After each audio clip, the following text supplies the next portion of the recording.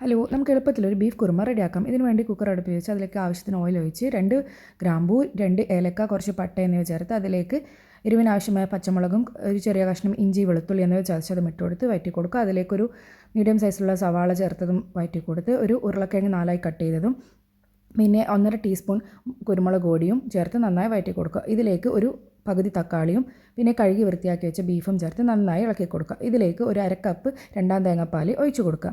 എന്നിട്ട് കുക്കർ അടച്ചു വെച്ച് അതവിടെ വേവിക്കാം. ഈ സമയം കൊണ്ട് നമുക്ക് ഒരു മിക്സിയുടെ ജാറിലേക്ക് അരക്കപ്പ് തേങ്ങയും ഒരു 5-6 കാഷ്യൂ നട്ട് സോക്ക് ചെയ്തതും എടുത്ത് ചേർത്ത് നന്നായി മഷി പോലെ അരച്ചെടുക്കുക. അത് ഈ വെന്ത് വന്ന ബീഫിലേക്ക് ഇട്ട് കൊടുത്ത് നന്നായി മിക്സ് ചെയ്ത് കൊടുക്കാം. ഇതിൽ നിന്നും ഉരുളക്കിഴങ്ങ് എടുത്തിട്ട് അതൊന്ന് സ്മാഷ് ചെയ്ത് കൊടുക്കാം.